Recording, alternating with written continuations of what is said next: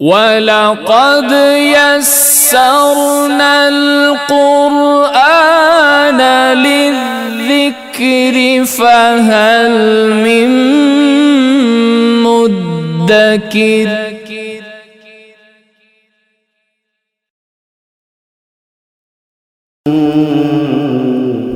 صلی علی کریمنا صلی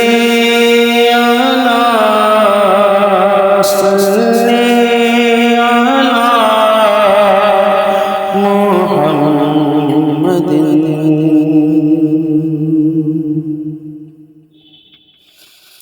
نہ ہو آرام جس بیمار کو سارے زمانے سے، نہ ہو آرام جس بیمار کو سارے زمانے سے، نہ ہو آرام جس بیمار کو سارے زمانے سے، اٹھا لے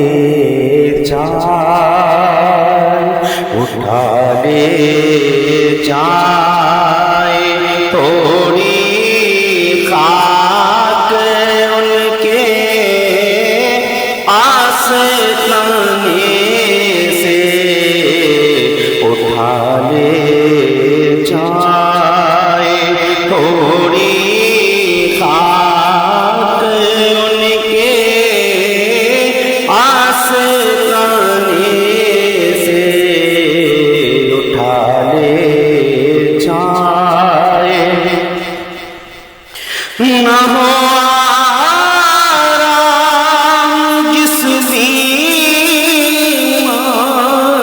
کو سارے زمانے سے، اٹھا لے جائے تھوڑی خاک ان کے آستانے سے، تمہارے گلے کے ٹکڑوں پہ پلتا ہے ایک عالم، تمہارے گلے کے ٹکڑوں پہ پلتا ہے ایک عالم، تمہارے گلے کے ٹکڑوں پر پلتا ہے ایک عالم، گزارا سب کا ہوتا ہے اسی محتاج خانے سے، گزارا سب کا ہوتا ہے اسی محتاج خانے سے، شب اسیرا کے دولہا پر نچھاور ہونے والے تھے، نہیں تو کیا غرض تھی تیری جانوں کے بنانے سے، نہ کیوں نیکی طرف اللہ سو پیار سے دیکھے، ہمیں تو جو اپنی آنکھیں ملتے ہیں تمہارے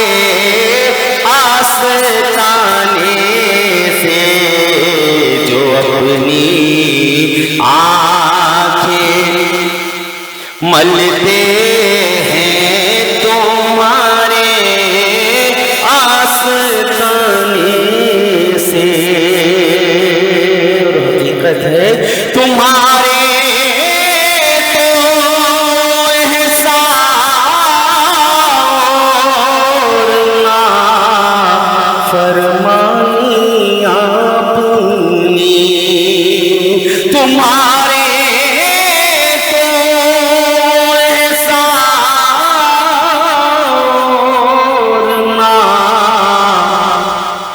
فرمانی آپ نے، ہمیں تو شرم سی آتی ہے تم کو منہ دکھانے سے، ہمیں تو شرم سی آتی ہے تم کو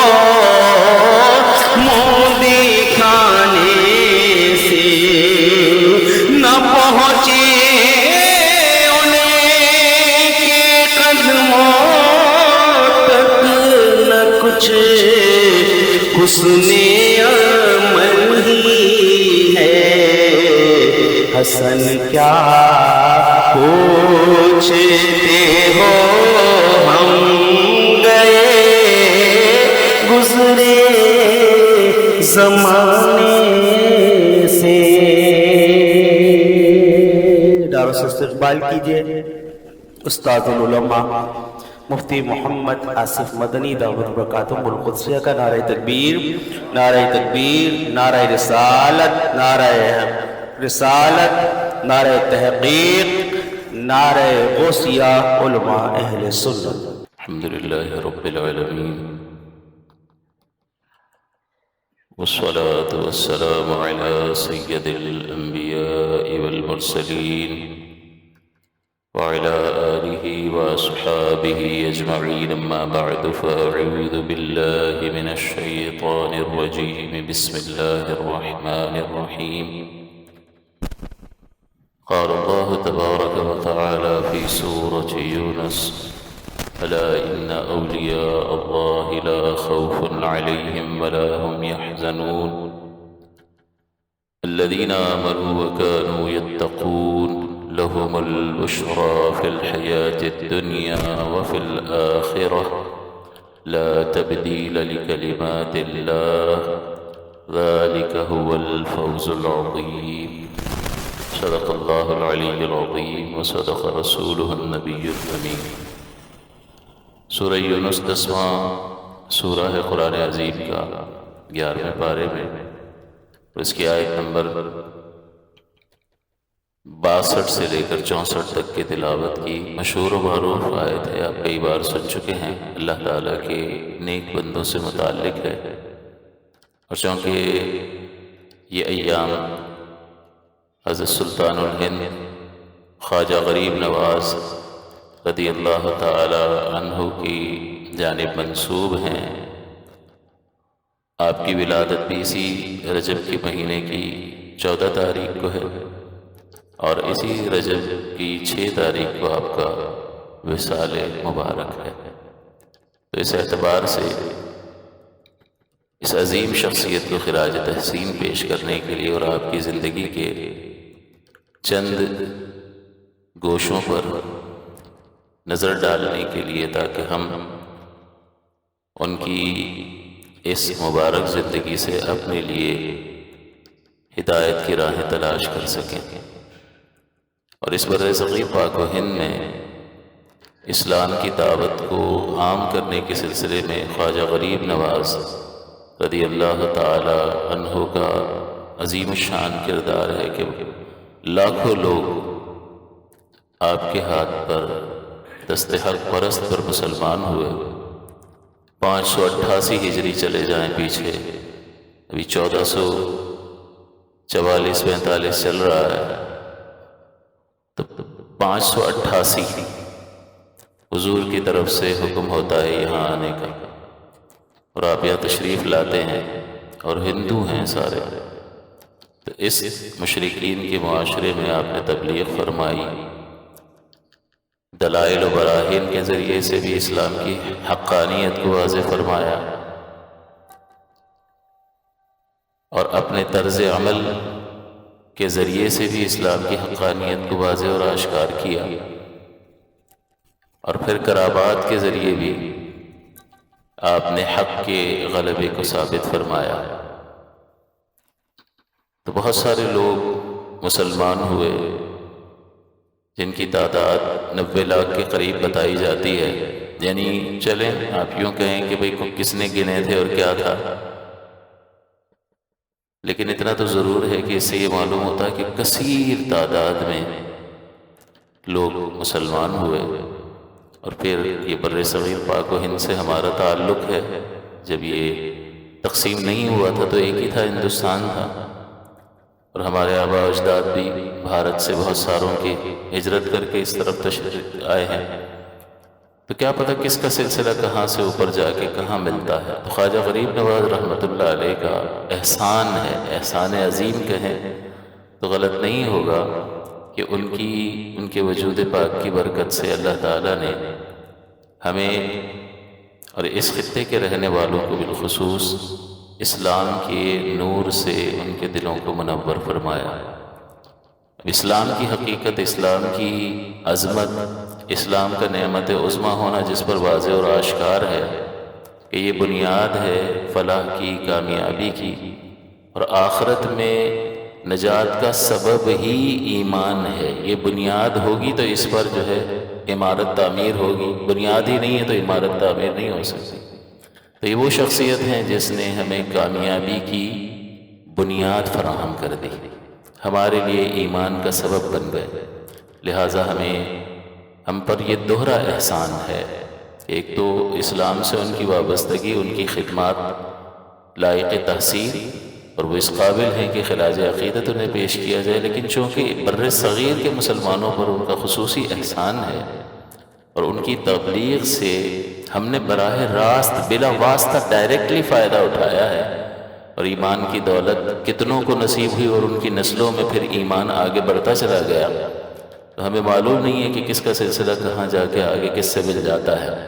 لہٰذا ہر ایک خواجہ غریب نواز رضی اللہ تعالی عنہ کے احسان تلے دبا ہوا ہے، اور بابرکت ہونے کا تقاضا یہ ہے کہ جس کا احسان ہو، سب سے پہلی بات تو یہ کہ اس کا احسان مانا جائے، اس بات کا احساس کیا جائے، اور پھر اس چیز کا احساس کیا جائے کہ اس شخصیت نے ہمیں کیا دیا اور اس کی کیا اہمیت ہے۔ جب یہ معلوم ہو جائے گا تو اس شخص کی اہمیت بھی ہماری زندگی میں پیدا ہو جائے گی۔ اللہ کے نزدیک، مخلوق کے دلوں میں ان کی عظمت مسلم ہے، ہمارے نزدیک اگر یہ اہمیت ہمیں احساس بیدار ہو جائے تو یہ ہمارے لیے ہی فائدے کا باعث ہوگی کہ ہم پھر ان سے اپنے تعلق کو استوار کرنے کی کوشش کریں گے اور ان سے فیض حاصل کرنے کی کوشش کریں گے، تو ضرور جو ہے وہ خوش بختوں میں ہمارا شمار ہوگا۔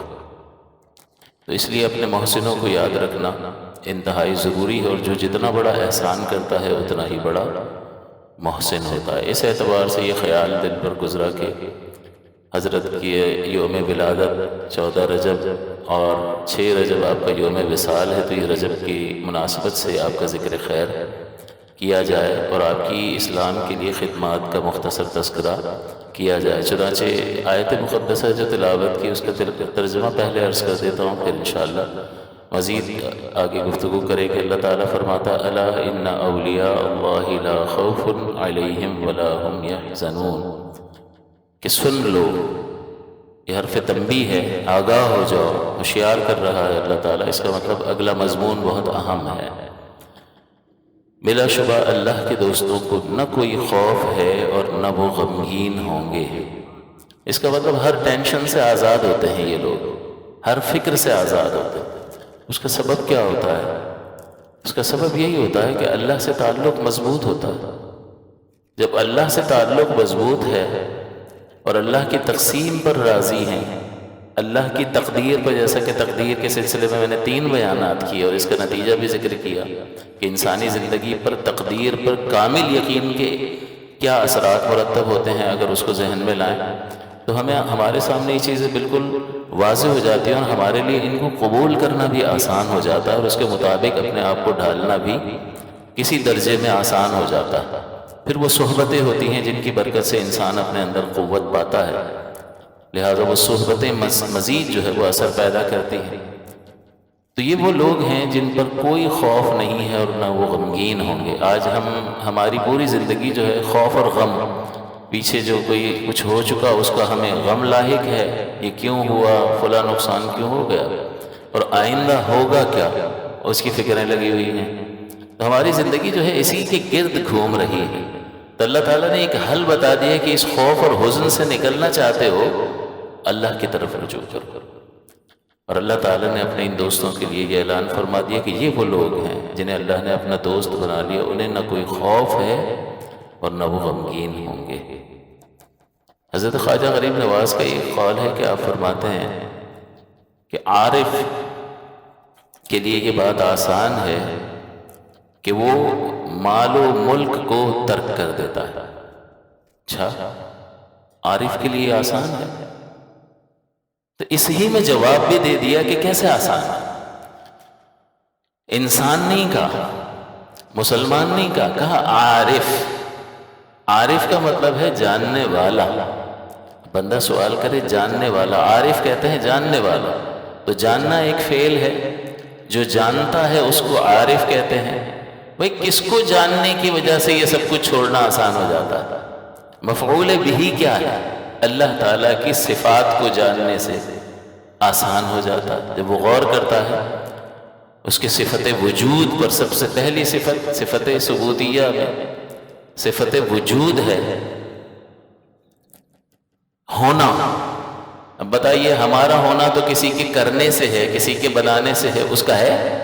وہ وجود ایسا ہے کہ یکتا ہے، واحد ہے، اس کا کوئی بنانے والا نہیں ہے، اس جیسا وجود کسی کا نہیں ہے۔ پھر صفات سلبیہ آپ کو سمجھائی تھی اللہ تعالیٰ کی کہ وہ واحد ہے، اپنی ذات میں بھی یکتا، ایک۔ ویسے تو میں بھی ایک نظر آ رہا ہوں لیکن ایک نہیں ہوں، میں تو ان ہاتھ پیر آنکھوں کا محتاج ہوں۔ جب یہ چیزیں ملیں گی تو یہ ایک تیار ہوگا، تو بظاہر ایک نظر آ رہا ہے لیکن ایک نہیں ہے۔ وہ مرکب نہیں ہے کسی شے سے، وحدانیت اس کی ذات میں بھی، اس کی صفات میں بھی وحدانیت ہے۔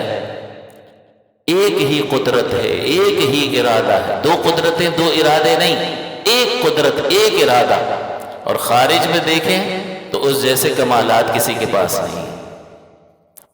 یہ صفات کے اعتبار سے اس کی یکتائی، اس کا واحد ہونا۔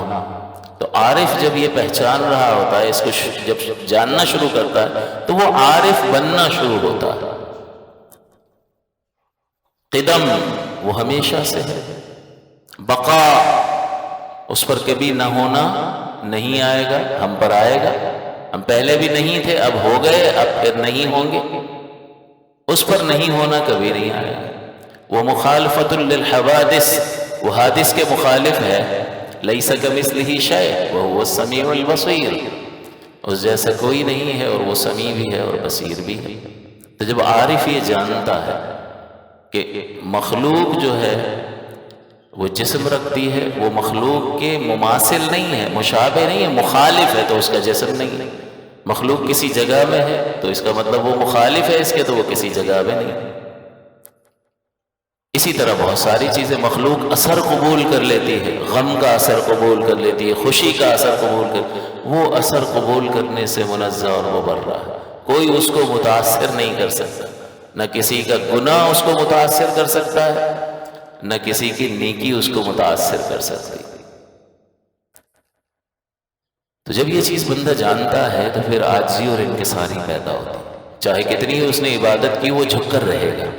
میرا رب تو جیسا ہے ویسا ہی ہے، اور وہ ہمیشہ سے عظمت والا ہے، اس میں نیا کیا ہو کہ اس کی عظمت میں اضافہ کر دے؟ کچھ بھی نہیں۔ وہ جیسا ہے ویسا ہی ہے، وہ تبدیلی کو، تغیر کو قبول نہیں کرتا۔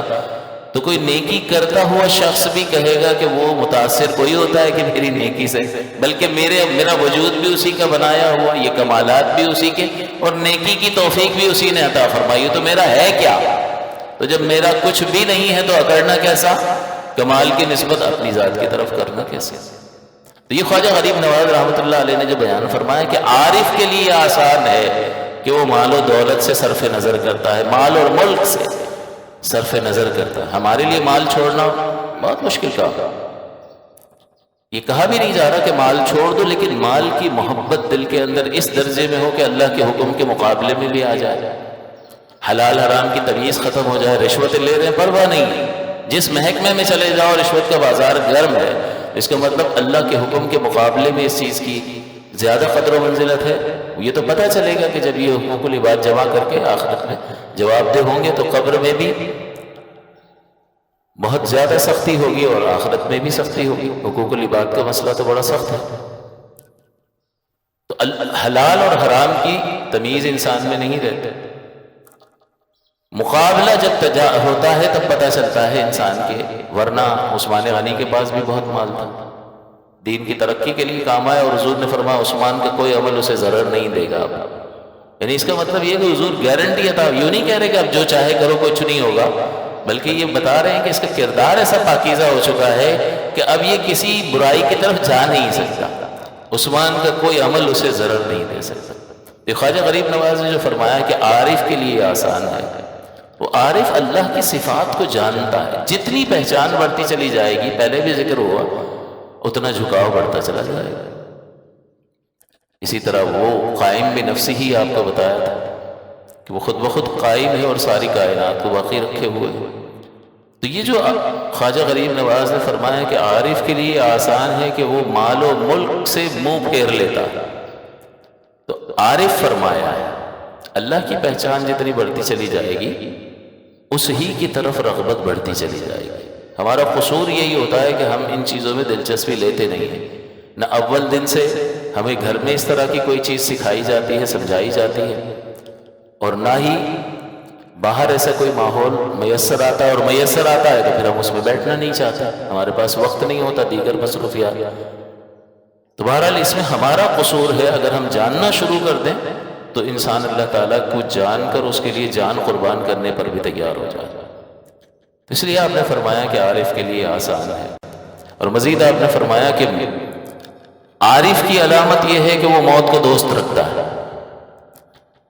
اب مال جس کے پاس زیادہ ہوگا اور دل مال ہی کی طرف لگا رہے گا تو پھر تو اس کے لیے دنیا چھوڑنا بڑا مشکل ہے۔ کیفیت یہ ہونی چاہیے جو فرمایا کہ عارف کے لیے مال و متاع چھوڑ دینا اور ملک سے صرف نظر کرنا۔ یہ نہیں کہہ رہے کہ مال کماؤ مت، رکھو مت، مال برا نہیں ہے، لیکن اللہ کے حکم کے مقابلے میں پھر اس کی اہمیت نہیں رہے گی۔ تمہارا قلب جو ہے، نبی کریم تو زاہد تھے، ایسے زاہد تھے کہ ظاہری طور پر بھی کچھ نہیں رکھا، جیسے ہی کچھ آتا تو خیرات کر دیتے تھے، اور باطنی اعتبار سے آپ کا قلب ایسا تھا کہ کسی شے کا ہونا نہ ہونا کچھ اثر انداز نہیں ہوتا تھا، ہے تو شکر ادا کرتے تھے، کوئی فرق نہیں پڑتا تھا، اگر وہ چلا جاتا تھا تو صبر کرتے تھے، کوئی فرق نہیں پڑتا تھا۔ تو مومن کا قلب مال سے اس طرح متعلق نہیں ہونا چاہیے کہ مرا چلا جا رہا ہے اس کے لیے، بلکہ ہونا یہ چاہیے، کمال انسان کا یہ ہے کہ شے کا ہونا یا نہ ہونا اس کے نزدیک برابر ہو جائے۔ تو خواجہ غریب نواز نے فرمایا کہ مومن کی پہچان، عارف کی علامت یہ ہے کہ وہ موت کا دوست رکھتا اور عیش و عشرت کو چھوڑ کر ذکر الہی سے انس حاصل کرتا۔ ہم عیش و عشرت سے انس حاصل کرتے ہیں، سوال یہ پیدا ہوتا ہے کہ جب وہ عیش و عشرت کو چھوڑ دیتا ہے تو پھر انس کس سے حاصل کرتا ہے؟ اللہ کی یاد سے، الا بذکر اللہ تطمئن القلوب۔ تو اس کے لیے یہ اللہ کو جاننے کے بعد زہد اختیار کرنا کہ اس کا دل، اس کے اعضاء تو یہاں دنیا کے کاموں میں نظر آئیں گے لیکن دل وہیں لگا رہے گا۔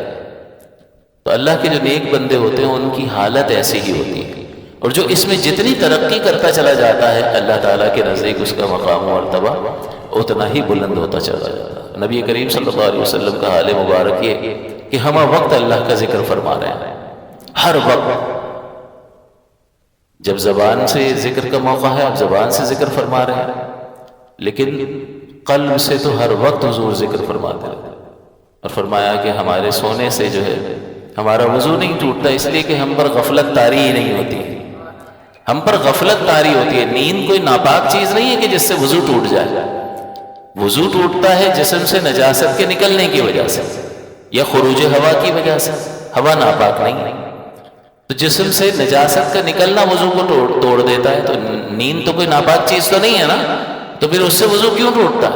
نیند سے غفلت طاری ہوتی ہے، اور غفلت کی وجہ سے انسان کو پتہ نہیں چلتا کہ وضو توڑنے والی چیز پائی گئی یا نہیں پائی گئی، پتہ ہی نہیں چلتا۔ تو اب کیا کریں؟ اگر پائی گئی ہے تو ٹوٹ گیا ہوگا، اور نہیں پائی گئی ہے تو نہیں ٹوٹا ہوگا، لیکن پتہ کیسے چلے؟ کنٹرول بھی انسان کا لوز پڑ جاتا ہے نیند میں، کہ اعضاء ڈھیلے پڑ جاتے ہیں۔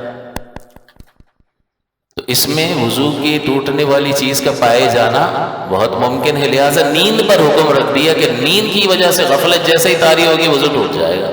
حالانکہ نیند کوئی ناپاکی نہیں ہے، کوئی نجاست نہیں ہے، لیکن چونکہ وہ وضو ٹوٹنے والی چیزوں کی اطلاع نہیں ہونے دیتی ہے، تو چونکہ وہ اطلاع نہیں ہونے دیتی پھر نیند پر ہی حکم لگا دیتے ہیں۔ لیکن انبیاء کا حال یہ ہے کہ فرماتے ہیں کہ ہماری آنکھیں سوتی ہیں، دل جاگتا رہتا ہے، اس حال میں بھی ان پر وحی اترتی رہتی ہے، تو ان کے قلب میں اللہ تعالیٰ کے انوار و تجلیات کا نزول ہمیشہ ہوتا رہتا ہے۔ تو غفلت طاری نہیں ہوتی ہے، تو غفلت طاری نہیں ہوتی ہے تو وضو ٹوٹتا نہیں ہوگا۔ یہ انبیاء کی حالت ہے۔ تو لہٰذا جو جتنا اللہ کو پہچانتا چلا جائے گا اس کے لیے اس طرف توجہ کرنا آسان ہوگا۔ آپ کو یہ نہیں کہا جا رہا کہ دکانیں چھوڑ کر بیٹھ جائیں، سمجھنے کی بات ہے کہ اللہ تعالیٰ کی صفات کمال کا مطالعہ کریں، غور کریں، آپ کو ہر جگہ اللہ نظر آئے گا۔ کئی بار آپ کو بتایا کہ کچھ بھی اللہ کے ارادے کے بغیر نہیں ہوتا نا، تو آپ دیکھیں باہر سڑک پہ نکل کے دیکھیں کتنی چیزیں ہو رہی ہیں، کوئی گن سکتا ہے اس کو؟ لوگ آ رہے ہیں جا رہے ہیں، گاڑیاں چل رہی ہیں، کوئی کسی کام میں مشغول، کوئی کسی کام میں مشغول۔ یہ صرف مخلوق کی بات کر رہے ہیں، انسانوں کی، ان کے کاموں کی گنتی مشکل ہے، لیکن ہر ایک کام اللہ کے ارادے سے ہو رہا۔ پھر جو جانور ہیں ان کی کیا ایکٹیویٹیز زمین پہ چل رہی ہیں، کوئی اندر زمین کے اندر بھی ہیں، کوئی فضا میں ہیں، کون گن سکتا ہے؟ پھر یہ پوری کائنات کا نظام کیسا چل رہا ہے؟ تو آپ کو ہر شے میں اللہ ہی دکھائی دے گا۔ تو اللہ والوں کو اللہ ہی دکھائی دیتا، وہ اس کی صفات کمال ہی میں غور کر رہے ہوتے ہیں۔ اس لیے فرمایا کہ انہیں کوئی خوف اور کوئی حزن نہیں ہے۔ خواجہ غریب نواز رضی اللہ تعالیٰ عنہ کا سلسلہ چشت ہے، اور یہ افغانستان کا ایک شہر ہے جو ہرات کے قریب ہے، جس کو چشت کہتے ہیں، یہ شہر کا نام ہے۔ اور یہاں پر بزرگوں نے ایک تزکیہ نفس کا ایک مرکز قائم کیا تھا، اس سے لوگوں کو بہت زیادہ فائدہ ہوا، بہت زیادہ لوگ جو ہے اللہ کی طرف مائل ہوئے۔ تو اس مرکز کی مشہوری کی وجہ سے لوگوں نے کہا وہ چشت کا سلسلہ ہے نا، چشت کا، تو شہر ہی کے نام کے ساتھ اس سلسلے کو بھی شہر کی طرف منسوب کر دیا۔ تو یہ چشتیہ جو کہلاتا ہے یہ شہر کی وجہ سے یہ نام ہے۔ تو بہرحال یہاں پر خواجہ غریب نواز رحمۃ اللہ علیہ جو ہے یہ سلسلہ بہت پرانا چلتا چلا آ رہا تھا، اور اس میں 8واں یا 9واں نمبر ہے خواجہ غریب نواز رحمۃ اللہ علیہ کا۔ اور اسلام کی آبیاری کے لیے اور اس سلسلہ چشت کو پھیلانے کے سلسلے میں انڈیا میں بنیادی کردار حضرت خواجہ غریب نواز رضی اللہ تعالیٰ عنہ کا۔ آپ نے ظاہری علوم حاصل کیے، تمام تر علوم جو حاصل کرنے ہوتے ہیں پہلے وہ حاصل کیے۔ ہمارے یہاں تو یہ ہوتا ہے نا کہ ہم کچھ پڑھا نہیں اور ویسے ہی پیدائشی مفتی ہیں سارے ہمارے، تو داڑھی سفید ہو جائے تو وہ تو مفتی ہے، آپ اس سے سن لیں، ایسے ایسے مسئلے بتائے گا آپ کو کہ ابھی ون ڈے والا مسئلہ پچھلے ہفتے کا وہ باقی ہے، ادھار ہو تو کہ انڈا ہی ناپاک ہے، کمال ہے جی۔ تو ایسے ایسے مسئلے پتہ نہیں کیا کیا پوچھ رہے ہوتے ہیں، سارا دن میں جواب دے رہا ہوتا ہوں واٹس ایپ پہ، تو اتنے سلی اور بے وقوفی پر مشتمل سوالات کر رہے ہوتے ہیں کہ فلاں نے مجھے یہ بتایا۔ بھئی وہ بتانے والا بھی جہنم میں جائے گا، کیونکہ وہ غلط مسئلہ بتانا اتنی خطرناک بات ہے، ہم تو آسان سمجھتے ہیں۔ اللہ تعالیٰ نے فرمایا لما تصف السنتکم الکذب ھذا حلال وھذا حرام لتفتروا علی اللہ الکذب ان الذین یفترون علی اللہ الکذب لا یفلحون۔ وہ فلاح ہی نہیں پائے گا جو اللہ کی طرف جھوٹ منسوب کرتا ہے۔ تو ہم تو بڑے چیمپئن بنتے ہیں اور اپنے سنی سنائی باتیں جو ہے وہ آگے پہنچا رہے ہوتے ہیں، لہٰذا اس سے احتراز کیا جائے۔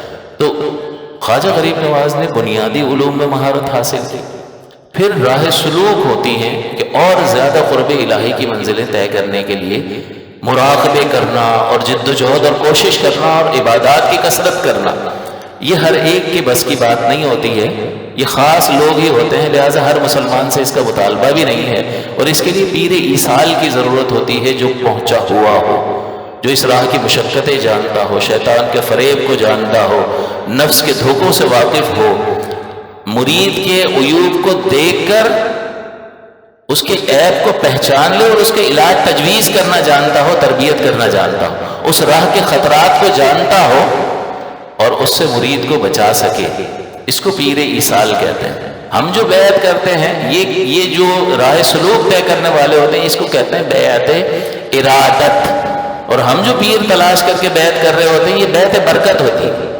یہ بس وہ پیر کا سلسلہ متصل ہوتا ہے تو اس سے متصل سلسلے کی برکات، چونکہ وہ سلسلہ نبی کریم تک پہنچتا ہے تو اس کی برکتیں ہمیں بھی حاصل ہوتی ہیں، لیکن ہم وہ بیعت ارادت والے نہیں ہیں۔ ارادت والا تو وہ ہوتا ہے کہ تو اپنے آپ کو اپنے پیر کے حوالے اس طرح سے کر دے کہ جیسے مردہ غسال کے ہاتھ میں ہوتا ہے، غسل دینے والے کے ہاتھ میں مردہ ہوتا ہے، اس طرح اپنے آپ کو پیر کے حوالے۔ تو یہ سلوک کی راہیں اور ہوتی ہیں، یہ بہت مشکل مراحل ہے اور بہت بڑے مشکل مجاہدات سے ان کو گزارا جاتا ہے، تب کہیں جا کر وہ تکبر، وہ حرص، وہ لالچ، وہ دنیا پرستی اور ایسی بہت ساری چیزیں جو ہیں اس کے اندر سے نکل جاتی ہے۔ لیکن اس سلوک کی راہ میں اترنے کے لیے بھی اس کو پہلے کامل متقی اور پرہیزگار بننا ہوتا، اس کے بعد اس کی باری آتی ہے، ضرورت کا علم سیکھے گا، عقیدے کا علم سیکھے گا، عبادات کو سیکھ کر کرے گا، جو معاملات کر رہا ہے وہ شریعت کے مطابق کرے گا اور احوال قلب کی اصلاح کرے گا، نہ اس میں تکبر ہوگا، نہ اس میں عجب اور خود پسندی ہوگی، بلکہ اخلاص سے اور تواضع سے اور عجز سے دل بھرا ہوا ہوگا۔ پھر اس میں ترقی کے لیے آگے یہ سلوک کی منازل طے کروائی جاتی ہے۔ تو حضرت عثمان ہاروری رضی اللہ تعالیٰ عنہ کے پاس خواجہ غریب نواز نے 2.5 سال گزارے، پھر ان کے ساتھ حج کے لیے تشریف لے گئے، اور جب حج کے لیے تشریف لے گئے حضور کی بارگاہ میں حاضری ہوئی تو آپ کے پیر و مرشد نے فرمایا کہ معین الدین حضور کی بارگاہ میں سلام عرض کرو، تو آپ نے السلام علیکم یا رسول اللہ جیسے ہی عرض کیا تو جواب آیا وعلیکم السلام یا سلطان الہند، کہ آپ پر بھی سلام ہو اے ہند کے سلطان۔ اور پھر وہاں سے آپ کی ڈیوٹی لگائی گئی کہ آپ کی ضرورت ہندوستان میں ہے، آپ وہاں تشریف لے جائیں۔ تو یہ نائب رسول فی الہند کہلاتے ہیں، کہ رسول اللہ صلی اللہ علیہ وسلم نے آپ کو خاص اس علاقے میں تبلیغ کے لیے، کیونکہ یہاں پر شرک کا دورہ تھا، بت پرستی عام تھی، اور مختلف چھوٹے چھوٹے علاقوں میں بہت سارے ہندو راجاؤں کا قبضہ تھا، تو یہاں پر دین کے پیغام کو پھیلانے کے لیے حضور نے خصوصیت سے آپ کو یہاں پر بھیجا۔ اور پھر آپ لاہور کے راستے، آپ کو معلوم ہے کہ داتا گنج بخش علی حجویری کے مزار پر آپ نے چلہ کیا، اور پھر دیکھا کہ کچھ بھی دے ہی نہیں رہے، تو کہا ٹھیک ہے یہ بزرگ جو ہیں ذرا تھوڑا سے دامن ان کا تنگ لگتا ہے، تو 40 دن عبادت کرنے کے بعد جو ہے ارادہ کر لیا کہ اب صبح جو ہے اپنے سفر پر میں روانہ ہو جاؤں گا۔ پھر رات میں خواجہ صاحب نے عطا فرمایا، اور اتنا عطا فرمایا کہ جس کی کوئی انتہا نہیں ہے۔ تو آپ نے سوال کر لیا کہ حضرت اتنے دن سے میں چلہ کر رہا ہوں، آپ نے آج عطا فرمایا، اتنا تاخیر کیوں فرمائی؟ تو داتا صاحب نے فرمایا کہ تمہاری جو یہ عبادت اور ریاضت تھی ہمیں بہت پسند تھی، لہٰذا ہم یہ چاہتے تھے کچھ اور دن ٹھہر جاؤ، اور پھر جو عطا فرمایا دامن پھیلاؤ، اور پھر جو عطا فرمایا تو خواجہ غریب نواز کہہ گئے کہ گنج بخش فیض عالم گنج بخشتا ہے، خزانے دے دیتا ہے یہ شخص۔ اور مظہر نور خدا، مظہر کہتے ہیں ظاہر ہونے کا مقام، تو اللہ کے نور کا ظہور یہاں سے ہوتا، اور اس کی شخصیت کی، اس کی حیثیت کیا ہے؟ ناقصانہ پیر کامل، ناقص آ جائے تو اس کے لیے پیر اتصال ہے، کامل بنا دیتا ہے اس کو، اور جو کامل آ جائے اس کی بھی رہنمائی فرماتا ہے، کاملہ رہنما۔ یہ خواجہ غریب نواز علیہ الرحمٰن نے خراج عقیدت پیش فرمایا داتا گنج بخش علی حجویری کو۔ پھر آپ یہاں سے تشریف لے گئے، اور جب آپ نے انڈیا میں قدم رکھا تو وہاں ہندوؤں کا ہی راج تھا. ایک جگہ آپ نے قیام فرمایا میدانی علاقے میں، اور وہاں انا ساغر ایک وہ نہر تھی، وہاں وضو وغیرہ کر کے آپ نے جو ہے حضرت قطب الدین بختیار کاکی رضی اللہ تعالیٰ عنہ، وہ آپ کے مرید خاص اور خلیفہ خاص ہوئے، آپ کے بعد جانشین بھی یہی بنے، یعنی خواجہ غریب نواز سے قطب الدین بختیار کاکی، پھر ان سے بابا فرید الدین گنج شکر رحمۃ اللہ، اور ان کے 2 مرید ہوئے ہیں، نظام الدین اولیاء اور دوسرے پیر علی احمد صابر کلیری. لہٰذا یہ 2 مرید ہوئے، ان 2 سے 2 سلسلے چشتیہ کے نکلے. نظامیہ چشتیہ، تو جو حضرت نظام الدین اولیاء محبوب الہی کا مرید ہے وہ نظامی کہلاتا ہے وہ بھی سلسلہ چشتیہ، اور جو حضرت پیر صابر کلیری رضی اللہ تعالیٰ عنہ کا مرید ہے وہ صابری کہلاتے ہیں، یہ بھی صابریہ چشتیہ سلسلہ. تو یہ چشتیہ جو ہے آگے جا کر بابا فرید الدین کے 2 شاگردوں اور 2 مریدوں کی وجہ سے یہ آگے 2 اس کی شاخیں نکلتی ہیں. اور خواجہ نظام الدین اولیاء جیسا کہ بڑا مرتبہ ہے، محبوب الہی کہلاتے ہیں، دہلی میں آپ کا مزار ہے. اور جیسا کہ خواجہ غریب نواز نے فرمایا کہ عارف کے لیے آسان ہے کہ مال و دولت اور ملک و متاع سے صرف نظر کرتا ہے. حضرت خواجہ نظام الدین اولیاء تک یہ فیض کس طرح سے پہنچا کہ کئی بادشاہوں کا دور آپ نے دیکھا، لیکن مجال ہے کہ کبھی کسی بادشاہ سے ملاقات کی ہو. آدمی تو اپنی جگہ بنانے کی کوشش کرتا، اور کوئی بادشاہ ملاقات کی خواہش ظاہر کرے تو کبھی کسی کو اجازت نہیں دی. تو ایک بادشاہ نے کہا کہ میں بادشاہ ہوں، آپ کیسے روک سکتے ہیں، میں آ جاؤں گا. آپ روک کیسے سکو گے؟ تو آپ نے فرمایا اسی لیے فقیر نے اپنے گھر کے 2 دروازے بنائے، بادشاہ ایک سے داخل ہوگا، فقیر دوسرے سے نکل جائے گا. تو اس لیے یہ غنا، یہ بے پرواہی انہیں حاصل ہوتی ہے. خود خواجہ غریب نواز رضی اللہ تعالیٰ نے ایک طرف تو اپنے مریدین کو اور عارف کی یہ پہچان بتا رہے ہیں کہ وہ موت کو محبوب رکھتا ہے. تو موت کو محبوب کون رکھے گا؟ کہ جو اللہ سے دوستی کرتا ہوگا، اس کو محبوب رکھتا ہوگا. اس کی وجہ یہ ہے کہ موت تو محبوب سے ملاقات کا سبب اور ذریعہ ہے. تو جس سے محبت ہوگی اس کے سبب اور ذریعے سے کس قدر محبت ہوگی. اور ہمیں چونکہ دولت سے محبت ہے اور موت ہمیں دولت سے جدا کروا دیتی ہے، تو پھر تو موت کا کہیں تذکرہ آ جائے تو یار کیا تم نے مزہ کرکرا کر دیا. حالانکہ حضور فرماتے ہیں کہ لذتوں کو کاٹنے والی شے یعنی موت کو کثرت سے یاد کرو. تو خواجہ غریب نواز اپنے مریدوں کو یہ تعلیم بھی دے رہے ہیں. اور اب ان کا حال کیا ہوتا؟ خود نبی کریم صلی اللہ علیہ وسلم کا فخر جو ہے وہ اختیاری فخر تھا. آپ فرماتے میں چاہوں تو یہ مدینے کے پہاڑ میرے ساتھ سونے کے بن جائیں اور میرے ساتھ جہاں جاؤں میرے ساتھ آ. لیکن میں نے جان بوجھ کر فخر کو اختیار کیا کہ ایک دن میں اللہ کا رزق استعمال کروں اور شکر کروں، اور دوسرے دن میں روزہ رکھوں اور صبر کروں.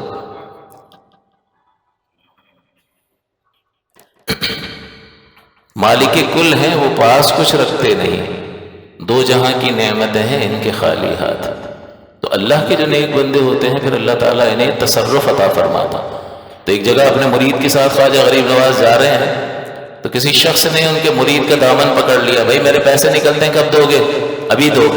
وہ مقروض تھا اس کا. تو خواجہ غریب نواز نے فرمایا بھائی چھوڑ دو، اس کو دے دے گا. تو وہ سختی کرنے لگا، نہیں مجھے ابھی چاہیے. اور جلال میں تشریف لایا اور اپنی چادر بچھا دی اور فرمایا جتنا قرض ہے اس چادر کے نیچے سے لے لو، اور جان لو کہ زیادہ نکالنے کی کوشش مت کرنا.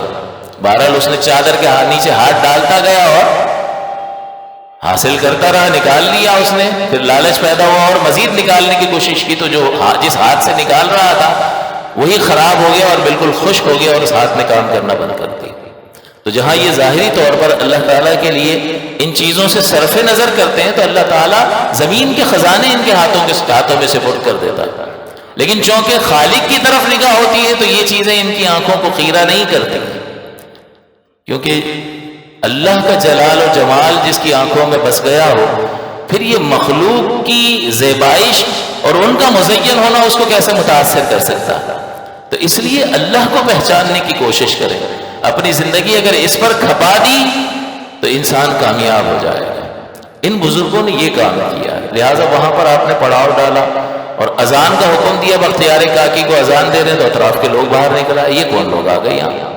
اور وہ نماز پڑھ رہے ہیں تو مذاق کر رہے ہیں کہ پتہ نہیں کس کو سجدہ کر رہے ہیں، ہمارے تو بت ہمارے سامنے ہوتے ہیں، یہ پتہ نہیں کس کو سجدہ کر رہے ہیں۔ بہرحال جب شام ہوئی تو بادشاہ کے اونٹ آ گئے، اور یہ اونٹوں کے بیٹھنے کی جگہ تھی، تو انہوں نے کہا بھائی چلو چلو یہاں سے اٹھو، یہاں بادشاہ کے اونٹ بیٹھیں گے۔ تو آپ نے فرمایا اتنا بڑا میدان ہے، کہیں بھی بٹھا دو، اونٹ بھی بیٹھ جائیں گے، ہم بھی بیٹھیں، کوئی جگہ کی تنگی کوئی ہے؟ میں نے کہا نہیں، اسی جگہ پہ اونٹ بیٹھیں گے۔ اور جب بدتمیزیاں کرنے لگے تو آپ نے فرمایا اچھا تو چلو پھر اونٹ ہی بیٹھے رہیں گے۔ یہ کہہ کر آپ اٹھ گئے اور دوسری جگہ سامنے کی طرف اب تھوڑا سا دور تشریف لے گئے۔ اب اونٹ بیٹھ گئے، لیکن جب صبح اونٹوں کو اٹھانے کی کوشش کر رہے ہیں تو اونٹ اٹھ کے نہیں دیتے، مار مار کے ان کا برا حال کر دیا، اونٹ اٹھتے نہیں۔ پھر ان میں سے کسی نے کہا کہ وہ بابا اس نے جادو کر دیا، اس نے کہا تھا بیٹھے ہی رہیں گے۔ اس کو کہو بھائی یہ کیا کیا ہے، یہ مر جائیں گے اگر کھائیں گے پیئیں گے نہیں تو مہربانی کرو اور یہ جادو اپنا واپس لو۔ تو پھر گزارش کی تو کہا ہمارا جادو سے کوئی تعلق نہیں ہے، تم نے ہمیں وہاں سے اٹھا دیا ان اونٹوں کے لیے، تو اونٹ ہی بیٹھے، اللہ نے بٹھا دیا ان کو، اب ہم کیا کریں؟ تو انہوں نے کہا کہ بھائی بادشاہ ہم سے ناراض ہوگا، اونٹوں کو نقصان ہوگا تو ہمارے لیے مشکل کھڑی ہو جائے گی، آپ مہربانی کریں کچھ کریں۔ تو کہا چلو ٹھیک ہے جاؤ اب اٹھ بیٹھیں گے۔ جیسے ہی آپ نے فرمایا تو اونٹ کھڑے ہو گئے اپنی جگہ سے۔ تو ان کا اللہ تعالیٰ کی طرف ایسا رجحان ہوتا ہے جس کی وجہ سے یہ جو کہتے ہیں اللہ تعالیٰ اسے پورا فرما دیتا ہے، اللہ ان کے کہے کی لاج رکھ لیتا ہے، اس لیے کہ انہوں نے بالکل سپرد کر دیا ہوتا ہے خود کو اللہ تعالیٰ کے، اپنی کوئی خواہش باقی نہیں رکھی ہوتی ہے۔ تو جب کچھ بھی باقی نہیں رہا تو پھر گویا کہ علماء نے یہ بھی لکھا کہ اسے کن دے دیا جاتا ہے، ہو جا، یہ خاص لوگوں کا مقام و مرتبہ۔ پھر وہ پانی سے وضو کرتے تھے تو پانی سے وضو کرنے سے روک دیا، ہمارا پانی گندا کر رہے ہیں، وہ وہاں پر پوتر ہونے کے لیے سارے آتے تھے نہانے کے لیے، تو کہ یہ پتہ نہیں کہاں سے آ گئے ہیں، یہ وضو کر رہے ہیں، پانی ضائع کر رہے ہیں اور ہمارا پانی گندا کر رہے ہیں، منع کر دیا۔ آپ نے فرمایا کہ بھائی اتنا پانی ہے، اتنی بڑی نہر ہے، تمہارا کیا جاتا ہے اس میں؟ لیکن بہرحال جب نہیں مانے کہ ہم سختی کریں گے اگر تم نے اس سے پانی لیا تو کہا چلو پھر ایک مشکیزہ تو بھرنے دو۔ بختیار کاکی کو فرمایا ایک مشکیزہ بھر لو، جیسے ہی مشکیزہ بھر کے اٹھایا پورا پانی اس میں آ گیا، اور زمین نے منہ کھول دیا، سارا پانی باقی جو ہے وہ زمین نے سک کر لیا، ختم ہو گیا، وہ نہر پوری خشک ہو گئی۔ اب سب پریشان، پورا شہر اس پر پل رہا تھا، اطراف کے گھر بار جو ہیں وہ اسی پانی پر گزارا کر رہے تھے۔ اب وہ پریشان، بادشاہ کو پتہ چلا، بادشاہ نے کہا بھائی جاؤ ریکویسٹ کرو، پھر بعد میں ان کا علاج کریں گے، لیکن ابھی تو انہوں نے جو جادو کیا ہے اس کو ختم کرواؤ، کچھ بھی کرو، عورتوں بچوں کو لے جاؤ تاکہ وہ گزارش کریں اور اس بنیاد پر کچھ جو ہے وہ صورتحال جس طرح سے تھی ویسے ہو جائے۔ تو بہرحال عورتیں اور بچے آئے اور انہوں نے گریہ کیا کہ بھئی ہمارے لیے بڑی مشکل کھڑی ہو جائے گی۔ تو پھر آپ نے بختیار کاکی سے فرمایا کہ بختیار جاؤ، جو بچا ہوا مشکیزے میں پانی ہے وہ انڈیل دو۔ جیسے ہی انڈیلا تو زمین نے بھی اپنے منہ کھول دیے، مسام کھول دیے، اور پھر اسی طرح سے نہریں جاری ہو گئی۔ حضرت عمر فاروق کے دور میں بھی ایسا ہی ہوا ہے کہ نہر خشک ہو گئی تو یہ رواج تھا اس مقام کا، فتوحات کا سلسلہ بہت آگے تک پہنچ گیا تھا، تو ایسے مقام تک کہ جہاں وہ ہر سال جب نہر خشک ہو جاتی تھی تو کسی انسان کی قربانی دیتے تھے، بلی چڑھاتے تھے، تو پھر یہ پانی آ جاتا تھا۔ ان کا یہ تصور تو حضرت عمر کے دور میں وہاں جب حکومت قائم ہو گئی تو لکھا کہ بھئی یہ تو یہ کرنے جا رہے ہیں، بالکل اس کی اجازت نہیں ہوگی۔ حضرت عمر نے خط لکھا نہر کے نام پر کہ عمر بن خطاب امیر المومنین جو ہے تجھے حکم دیتا ہے کہ اگر تو اللہ کے حکم سے جاری ہے تو ویسے ہی جاری ہو جائے جیسے جاری تھی، اور اگر ایسا نہیں ہے تو پھر ہمیں تیرے پانی کی کوئی ضرورت نہیں ہے، بس آپ کا خط اس نہر میں ڈالنا تھا، خشک تھی، پانی ابل پڑا۔ تو یہ اللہ تعالیٰ کے نیک بندوں کے ہاتھ میں اللہ تعالیٰ ایسی قوت عطا فرما دیتا ہے۔ اور یہ ان پرنسپل یہ تو احادیث میں حضرت عمر وغیرہ کے واقعات موجود ہیں، اور بنیادی طور پر قرآن بھی اس کو تسلیم کرتا ہے۔ اللہ نے فرشتوں کو کتنی طاقتیں دی ہیں، ایک وقت میں ملک الموت کتنی جگہ پر ہوتے ہیں، جس کی بھی جان نکالنی ہر جگہ۔ سدرہ سے زمین پر جبریل امین کتنی تیزی کے ساتھ آ جاتے ہیں، فرشتے رزق تقسیم کر رہے ہیں، بارشیں برسا رہے ہیں، نظام کائنات اللہ تعالیٰ نے ان میں فرشتوں کی ڈیوٹیاں مقرر کر رکھی ہیں. کتنی طاقتیں فرشتوں کو دی. حضور کی بارگاہ میں ایک فرشتہ مقرر ہے جو سارے درود بھیجنے والوں کو کہ درود کو سنتا ہے اور حضور کی بارگاہ میں ان کے اور ان کے باپ کے نام کے ساتھ پیش کرتا ہے. تو اس کو کیسے پتہ چل گیا کہ اس کا نام کیا ہے درود پڑھنے والے کا, وہ کس کی اولاد ہے؟ اللہ نے اس کو ایسا بنایا ہے, وہ جان لیتا ہے, آواز سن کر جان لیتا ہے, جس طرح بھی اس کو اللہ تعالیٰ نے انکشاف کی طاقت عطا کی. اسی طرح آصف بن برخیہ کا واقعہ کہ وہ جو سلیمان علیہ السلام نے کہا بلقیس کا تخت اٹھا کر لیا, اور یہ تو قرآن بیان کر رہا ہے کہ توجہ فرمائی اور کہا میں لے آتا ہوں پلک جھپکنے سے پہلے, اور لا کر رکھ دیا. تو کرامت جو ہے ان پرنسپل بنیادی طور پر قرآن سے ثابت ہے. اور پھر آگے آنے والے وقت میں کیا اللہ کے نیک بندوں کا سلسلہ بند ہو گیا یا آتے رہیں گے قیامت تک؟ یا حضور کے دور میں ہی اولیاء تھے؟ بھئی یہ آتے رہیں گے. جو اس معیار پر پورا اترے گا وہ اللہ کا دوست, جسے چاہے اللہ تعالیٰ اسے اپنا دوست بنا لے, تو قیامت تک یہ سلسلہ جاری رہے گا. تو اب کیسے پتہ چلے گا کہ اللہ کا ولی ہے یا نہیں؟ تو حضور نے ایک ضابطہ دے دیا کہ حضور صلی اللہ علیہ وسلم موجود ہیں, صحابہ موجود ہیں, اور ایک جنازہ گزرا, صحابہ نے اس کی مذمت بیان کی, بہت برا آدمی تھا. تو حضور نے فرمایا وجبت. پھر ایک جنازہ گزرا, صحابہ نے اس کی تعریف کی, بہت اچھا آدمی تھا. تو حضور نے فرمایا وجبت. صحابہ نے عرض کی حضور, آپ نے فرمایا واجب ہو گئی, واجب ہو گئی, کیا واجب ہو؟ تو حضور نے فرمایا جس شخص کی تم نے تعریف کی, تمہاری گواہی کی وجہ سے اس پر جنت واجب ہو گئی اس کے لیے, اور جس کی تم نے برائی بیان کی تمہاری گواہی کی وجہ سے اس کے لیے جہنم واجب ہو گئی. تم زمین پر اللہ کے گواہ ہو. تو یہ آواز خلق کو نقارہ خدا سمجھو. خلق بتاتی ہے کہ کون اللہ کا ولی ہے. وہ اس کے کردار کو, اس کے علم کو, اس کی کرامات کو دیکھ کر یہ بتاتی ہے کہ یہ اللہ کا نیک بندہ ہے. کیونکہ وہ جب ان کی زندگی کو اپنی آنکھوں کے سامنے دیکھتی ہے تو پوری زندگی میں ان کے کردار میں اسلامی تعلیمات کے علاوہ اور کچھ نظر ہی نہیں آتا ہے. وہ جب گفتگو کرتے ہیں تو اسلام کے موافق, اللہ اور اللہ کے رسول کے موافق ان کے تمام تر اعضاء استعمال ہو رہے ہوتے ہیں. وہ اسلام ہی کی ترویج اور اشاعت کے سلسلے میں کوشاں نظر آتے ہیں. تو جب اس طرح کا طرز رویہ اختیار کیا جاتا ہے تو اللہ تعالیٰ انہیں قبول عام عطا فرماتا ہے اور لوگوں کے دلوں میں ان کی محبت پیدا فرماتا ہے. تو جب یہ واقعہ پانی کا ہوا تو 30-35 ہزار افراد نے اسلام قبول کر لیا, اور یہ بڑا گراں گزرا ہے بادشاہ پر, اور اسے خطرہ محسوس ہونے لگا. تو اس نے مختلف قسم کے مقابلے بھی کروا دیے. ایک بار ایک پنڈت کو بھیج دیا, اس پنڈت نے کچھ جادو وغیرہ کرنے کی کوشش کی, ناکام رہا. حتیٰ کہ خواجہ غریب نواز نے کہا کہ تیرا تو اسلام لانے کا وقت آ چکا ہے, پڑھ کلمہ طیبہ. مسلمان ہو گیا.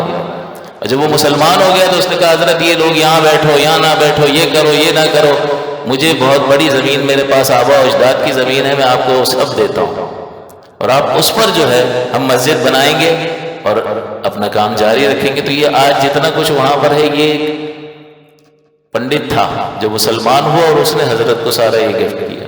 اس کے بعد ایک اجے پال جادوگر کو اس نے بلایا, اس نے جادو کرنا شروع کیا. تو خواجہ غریب نواز نے ایک حصار کھینچ دیا آیت الکرسی پڑھ کر, کہا اب اس میں جو جادو کرے گا اس کے آگے نہیں آئے گا. وہ تو اس نے جادو کیا, بہت سارے سانپ اطراف سے آگے, لیکن اس حصار کے پاس پہنچتے تھے سانپ ہی ختم ہو جاتے تھے, نقصان کیا پہنچائیں گے. پھر آگ کی بارش کرنے کی کوشش کی لیکن وہ بھی نہ کرا. اطراف کے درخت وغیرہ ساری کھیتیاں جل گئیں. اس حصار میں موجود ان اللہ کے نیک بندوں کو کچھ نہ ہوا. اور پھر اس نے اڑنا شروع کیا, اور جیسے وہ مالا جپتا رہتا اور اڑ کر کچھ کرنے کی کوشش کی تو حضرت خواجہ غریب نواز جو ہے مصلی پر تشریف فرما تھے, اور وضو کرنے کے بعد وہ لکڑی کی جوتیاں آپ پہنتے تھے وہ قریب ہی رکھی تھی, تو آپ نے اٹھائی اور پھینک دی. دوسری اٹھائی, دوسری پھینک دی. وہ دونوں جوتیاں اس کے سر پہ مسلط ہو گئی, اور گویا کہ اس کے سر کا طبلہ بنا لیا اور اس کے سر پر پڑنا شروع ہو گئی, حتیٰ کہ وہ زمین پر آ کر گر گیا. اور کہا کہ حضرت اس کو ختم کرو ورنہ تو یہ میرا سر پھٹ جائے گا اور میری موت واقع ہو جائے گی. آپ نے فرمایا کہ ایک ہی صورت ہے تیری نجات کی کہ تو اسلام قبول کر لے. اس نے اسلام قبول کر لیا. تو اس طریقے سے آپ کا یہ تبلیغی سفر جاری و ساری رہا. اپنی بہترین پاکیزہ زندگی کے ذریعے سے، عملی زندگی کے ذریعے سے،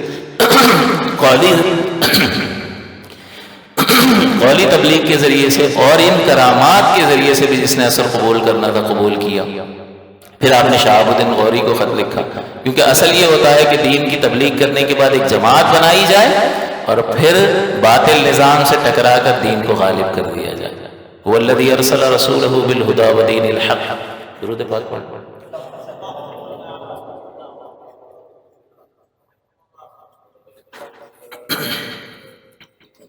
اسے حکم دیا کہ تم حملہ کرو، تمہارے لیے تمہارے مقدر میں اللہ نے کامیابی لکھ دی۔